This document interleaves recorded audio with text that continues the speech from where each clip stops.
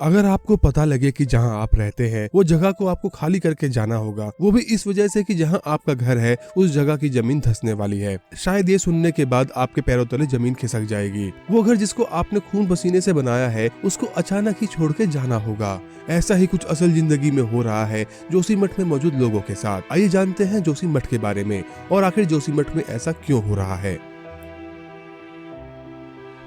जोशीमठ शहर उत्तराखंड के चमोली जिले में मौजूद है। ये पूरा शहर 6150 फीट की ऊंचाई पर बसा हुआ है। वैसे तो जोशीमठ नाम इस शहर का एक हिंदी नाम है, लेकिन संस्कृत भाषा में इसका नाम ज्योतिमठ है। जोशीमठ को ज्योतिर्लिंग के नाम से भी जाना जाता है, यानी कि ये स्थान हमारे आदिदेव भोलेनाथ जी का भी स्थान है। इस शहर के नाम से ही हम ये समझ सकते हैं कि आस्था को लेके इस शहर का कितना बड़ा महत्व होगा। हर सर्दी में हमारे बद्रीनाथ भगवान जी की मूर्ति को बद्रीनाथ से जोशीमठ के वासुदेव मंदिर में लेके आया जाता है। ये वो स्थान है जहाँ से भक्त केदारनाथ और बद्रीनाथ को अपने दिलों में बसाते हैं और इन धामों की यात्रा पर निकल पड़ते हैं। यहाँ ऐसे और भी प्राचीन मंदिर मौजूद हैं जिनकी आस्था लोगों के दिलों में एक अलग ही स्थान बनाती है। हजारों की संख्या में श्रद्धालु यहाँ दर्शन को आते हैं। लेकिन अब जोशीमठ धीरे धीरे अंधकार की ओर बढ़ रहा है, और इसके जिम्मेदार आखिर कौन है? जोशीमठ में हो रही घटनाओं की शुरुआत तो वैसे अक्टूबर 2021 में होती है, लेकिन इन सभी घटनाओं की भविष्यवाणी मिश्रा पैनल्स के मेंबर ने 50 साल पहले ही कर दी थी। लेकिन तब लोगों ने इन सभी लोगों का मजाक उड़ा के इस बात को रफा दफा कर दिया। अक्टूबर 2021 में अचानक से जोशीमठ के कुछ घरों में दरारें आ जाती हैं,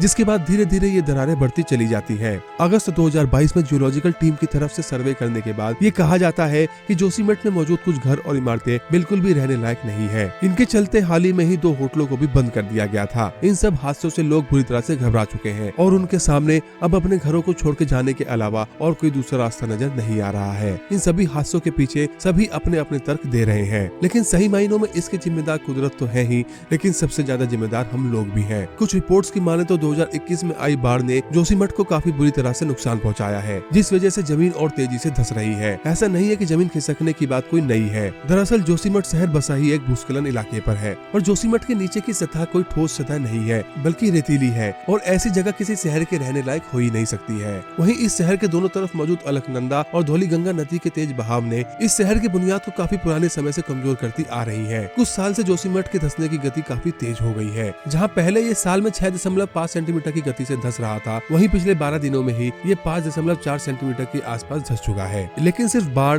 भूस्खलन या सिर्फ भूकंप ही इसके कारण नहीं है। मिश्रा कमेटी की तरफ से 1976 में ही ये कह दिया गया था कि जोशीमठ में सभी बड़े प्रोजेक्ट्स को पूरी तरह से बंद कर दिया जाए, लेकिन सरकार ने इस पर ध्यान दिया ही नहीं। वहाँ मौजूद एक जानकार बताते हैं कि 1976 में जब मिश्रा कमेटी सर्वे कर रही थी, तब उस कमेटी के सदस्यों ने बताया था कि जोशीमठ के पास से 100 साल ही है, और उस समय हम लोगों ने उन सदस्यों को काफी भला बुरा भी कहा था। लेकिन आज उनकी सभी बातें सत्य हो रही हैं। इसके बाद जून 2022 में आई बाढ़ के बाद भी वैज्ञानिकों ने यहाँ चल रहे प्रोजेक्ट्स को बंद करने की चेतावनी दी थी, लेकिन किसी ने भी इन चेतावनियों पर गौर नहीं किया। शहर का विकास करने के लिए लगातार काम होते रहे, जिसमें बड़े बड़े गड्ढे करना, पहाड़ों में ब्लास्ट करना और दूसरी तरफ पेड़ों को भी काटना शामिल था, जिसकी वजह से भूस्खलन और भी तेजी से होने लगे और आज जोशीमठ इस स्थिति में पहुंच चुका है। नतीजा ये है कि यहाँ मौजूद लोगों को पलायन करना पड़ रहा है। तो आखिर जोशीमठ की इस हालत का जिम्मेदार कौन है, और क्या सही में आने वाले कुछ समय में जोशीमठ नाम का ये शहर उत्तराखंड और साथ ही भारत के वजूद से गायब हो जाएगा? अपने विचारों को कमेंट बॉक्स में जरूर बताएं। वीडियो पसंद आई है